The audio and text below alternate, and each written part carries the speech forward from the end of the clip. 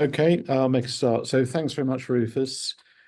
We thought that it might be useful to have a session on publishing, as it seems to be increasingly important for many business school staff, not just researchers, it has to be said. And so I thought it would be helpful to spend a bit of time just talking a bit about publishing and also this idea of making a difference. So if we can move on to the next slide, please. I was a former dean, as you may or may not know, and I'm very aware of how deans and heads of schools are concerned about a number of pressures. The first one is around this idea of, how good is your research quality? And they're often subject to national pressures to sort of audit their research and also competitive pressures as well. In terms of the quality of their research output and also to some extent the volume. So for instance, in the UK, we have a national research exercise called REF. The next submission is 2029. And already we're seeing some tougher standards being imposed, particularly on research colleagues, but not exclusively. And I've heard informally the following, so I'm happy to be corrected, that at Huddersfield now, they're being told to publish at 4-star level on the ABS list. Oxford Brookes, it's 3-star. And one professor at Coventry was bemoaning the fact that they were banned from publishing in the second tier or 2-star as being bad for the institutional reputation. And also many places they say you shouldn't publish book chapters, although I think probably all the exploring strategy authors would argue that there are certain values in doing that if you're selective in what you do. So heads of schools and deans are very concerned about output quality, and they're also concerned about impact. And this is not just specific to business schools, but also universities, where basically they're being asked, are you really making a difference? And in this context, is publishing making a difference? Now, in some business schools, teaching and learning staff are actually given what's called scholarship time. And I did have a brief canvass of a number of deans that I know, asking their views on teaching and learning staff scholarship time. And many were sort of saying, well, what's it for? Apart from making sure you're up to date with your teaching and so forth. But in addition to that, what is scholarship time? And importantly, how is it helping the business school in terms of its impact? So hopefully you see here a link between pressures for publishing and also the fact that we need to make a difference externally to our organization, so not just within the classroom. And then finally, I thought it would be helpful just to note that, how can these concerns also help with teaching and learning staff progression? So we have a little mini survey, and I'll ask Harshita if she can start that up and see what your responses are to those questions. So the first one is just identifying who you are. So I'd be grateful if you just fill in how you would classify yourself.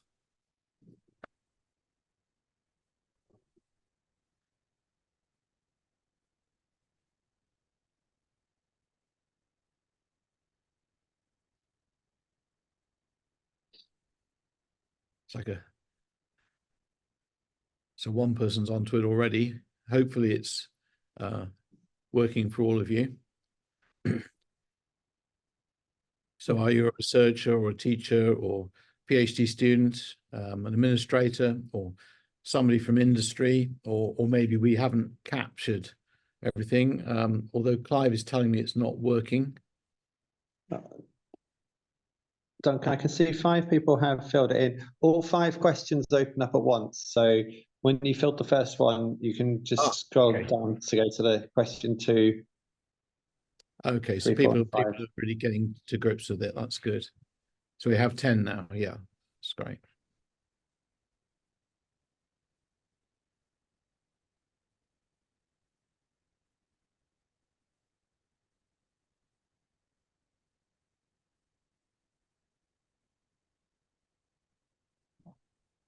Okay, and we have about 50-50 in terms of publishing expectations, which is interesting. And one thing I'll do after the workshop is I'll have a closer look at the data, and then when we produce our newsletter, I'll carry out a bit more analysis, which hopefully will be instructive.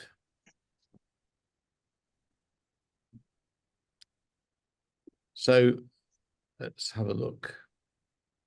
So just as a summary, and you can keep carrying on filling this in as we go on, but essentially we have, as one might expect, a dominance of teaching and learning academics, and my session is primarily aimed at you, but not exclusively. And then we have 40% who are research and teaching academics, and we do have a practitioner, which is excellent. It does seem there's slight majority expecting in organisations to expect you to publish. So that is interesting. So that must apply by definition to some teaching and learning academics. Perhaps not surprising, a lot of it relates to refereed journal articles.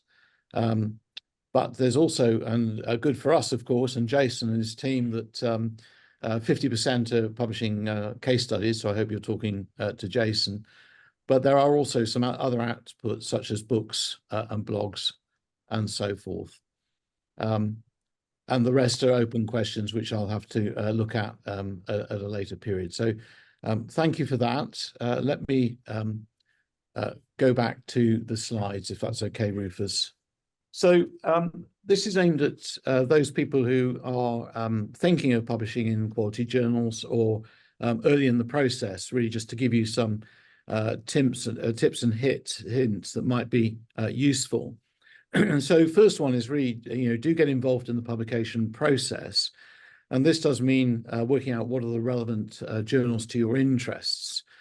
So not just the titles, but, what are the core conversations happening in those journals to which you would contribute. I think also it's helpful to offer to review articles. Certainly editors are very keen to receive queries about reviewing. It's always a challenge to get sufficient numbers of reviewers. But I think the benefit to do that is you really get a very quick understanding of the sorts of quality of submissions that come to that journal. You do get to see other reviewer and editorial criticisms and critiques. And I think you can then evaluate your own responses in their terms, which understands or allows you to understand the standard of your critiques, but also you can see how papers will improve throughout the process. And after you've done it for a while, you'll also get a sense of where the journal tends to place its emphases on quality and where perhaps it's less focused. Secondly, it's very important to get feedback on your own work. And I would say seize as many opportunities as you can to present in and outside of the school. No one likes criticism, but in academia, criticism is actually a really important thing. So try to get as much criticism as you can, circulate your paper to as many people as you can, and even write to invite feedback.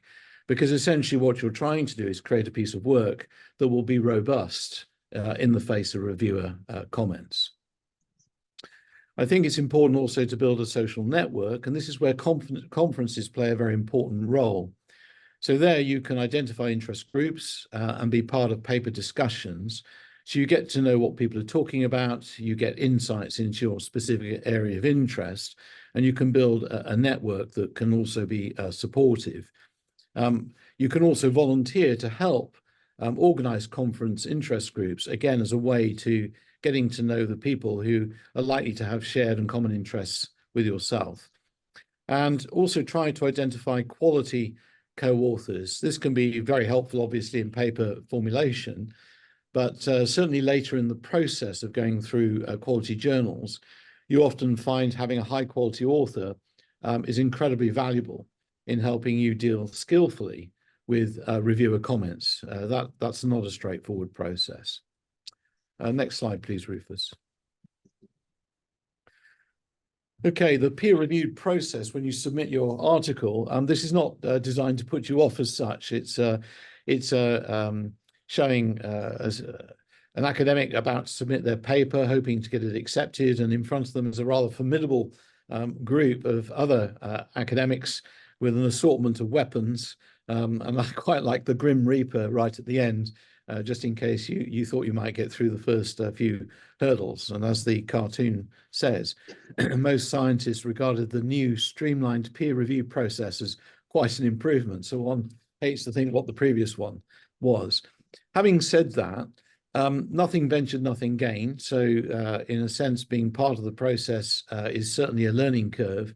And also you do gain greatly from reviewer feedback. It's not all negative, and even some of the negative criticism that you do get, in fact, helps you strengthen your paper and reveals new insights. So it is a process, of course, but it also can add value as well. Now, I've published in a lot of peer-reviewed journals, approximately 26 in all. And so I'm very aware of different review processes. I'm also very aware of different writing styles. But one thing that is important is to make sure you don't submit to a journal too early and risk rejection. The reason you should try to avoid that is simply because you've wasted your time, and you've also wasted an opportunity because, of course, the journal is basically saying no to you, and you learn nothing from that process. So it's very important to try and put as much effort as you can into getting the best possible first draft before you. And I've included some data below from Long Range Planning, which is a sort of good quality 3-star journal, just to give you some flavor from that journal of what is happening in terms of submissions and sorry, I think someone's got their microphone on. And what you can see, 2023, by the way, is only a partial year, which is why the numbers drop. So you can see an increase in submissions from 458 in 2019 up to 639 in 2022. But you can also see 482 of those papers were rejected. And if you have a look at the chart below, you can see that represents a 68% rejection rate. So a lot of papers get rejected. The conclusion being that you really need to make sure that you're trying to get into the review, revise and resubmit process and avoid that rejection. So hopefully the next few comments will help. We can move on, Rufus. Thank you. I'm not going to go through all of these, but they give you some idea of why papers might be rejected. So number one is marginal contribution. So you're not adding much to what's gone before, or the ideas are not fully formulated, or there's, say, weak empirical support, or the method is not correct, where the measures are weak, and so on. And even at the bottom, coming in at number 10, that you've basically targeted the wrong journal. And basically, that's a rookie error, to use an American phrase. Next slide, please, Rufus. So as I've suggested, refine your paper as much as possible. Don't send in something that's half-baked. And try to make sure you're joining an ongoing discussion in the journal. You know, are they going to be interested, not in broad terms, but quite specifically in how your paper fits with what's being published already? So therefore, you do need to read recent papers in the journal and cite them. And remember, of course, those paper authors are likely to be your reviewers, and they're likely to be quite annoyed if you don't cite their work. So it's a fairly simple process to see if there are papers in the journal that are on the same topic as your own. You do need to try to adjust to the norms of the journal. And as I've suggested already, the writing styles, for one, can be very different. So writing for California Management Review, for instance, is a very different approach to writing for Strategic Management Journal or Organization Studies. Some journals will value theoretical contributions, some empirical, others prefer literature reviews, and they will treat data in very different ways. So they are foregrounded in some, but others will just have them as an appendix or as an inset, if you look at, say, Harvard Business Review. So just two examples, looking at the editorial statement for Long Range Planning, it says, we encourage the submission of articles that involve empirical research as well as theoretical articles, including studies that review and assess the current state of knowledge in important areas of strategy. So it's a very wide church. And we also say we're very inclusive to our empirical research approaches. Whereas if you look at Academy of Management Discoveries below, in their editorial statement, it says, we do not publish articles that test hypotheses or are deductively framed in their empiricism. Now, many strategies, of course, are highly empirically oriented and do go for deductive research. So sending an article there when it's stated that they do not accept them would be an error. So do have a look at the editorial statements for journals and make sure you understand what they will welcome and what they're likely to reject. Next slide, please, Rufus. Also, remember that journals are on a journey. And again, I just show you for long-range planning. It's the oldest strategy journal, and it's always prided itself on managerial relevance. But the current journey is to improve the scientific rigor significantly. So you can see it moving in a vertical direction to have higher scientific rigor and to focus more narrowly on strategic management, whereas in the past it's had a slightly a broader inclusiveness. And as I say, they want to be more rigorous, more relevant and innovative, and they're not attempting to be in the top left where you might locate other journals, arguably a strategic management journal, for instance. Next slide, please, Rufus. So when you're submitting a paper, do also devote time and attention to the formal aspects and requirements.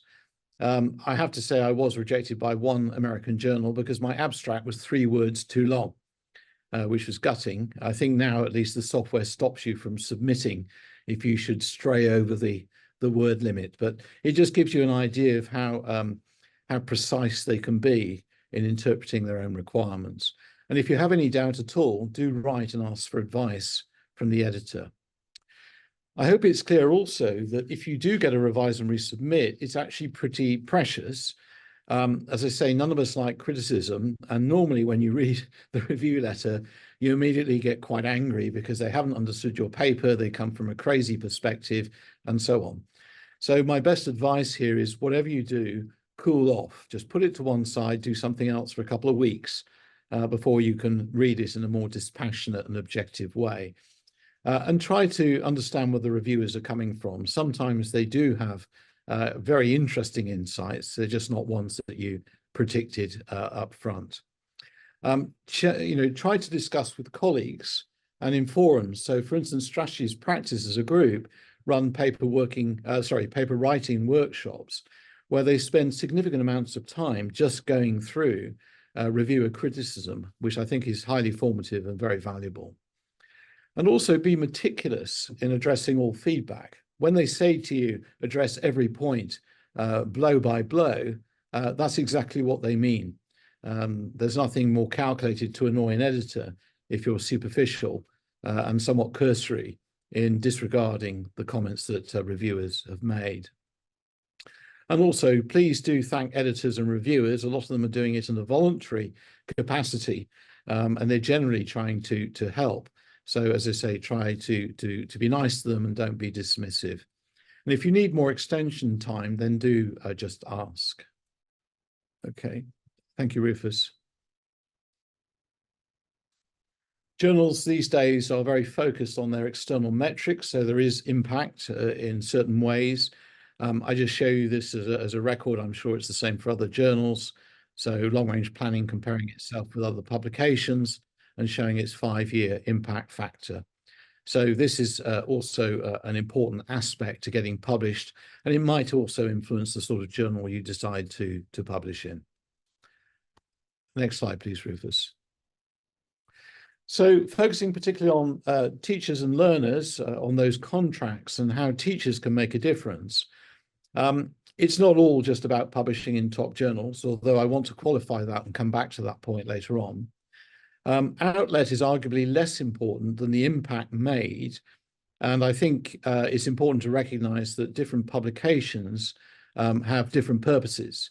So a Harvard Business Review, for instance, sorry, that should be HBR, is somewhat different to The Conversation, which you can also write for. They're appealing to different audiences. So have a think about who we're trying to impact in those terms. We've already talked at length about case studies, and the Case Centre itself offers scholarships to new case writers with a guaranteed published case at the end of it. So that's pretty attractive. And also, as Jason has said, Exploring Strategy is looking for case authors, and we even pay as well. So again, worth considering. Well-targeted blogs can be highly effective if you're blogging, say, on Wonky or Happy. And then in terms of social media, one of my colleagues, Professor Anthony Klotz at UCL, coined the phrase "the Great Resignation" on social media, which has been taken up around the world, and he's now a very frequent speaker to businesses and institutions on this topic. And also presenting at different types of conferences, so not just the research conferences, but practitioner ones or institutional ones can be highly valuable. And also there are many disciplinary education groups, such as at the British Academy of Management, BAM, or Strategic Management Society, where you can talk to education-focused colleagues, and also professional bodies such as CABS, ACCA, Chartered Institute of Management, and so forth. If you don't know it already, there's quite an interesting diagram by Kern et al. 2015, which divides up activities related to teaching in terms of those with private effects and those with public impact, and also whether they're systematic or informal. And I've ringed a few that I've talked about already, such as at the top right, peer-reviewed publications, but also textbooks and case studies.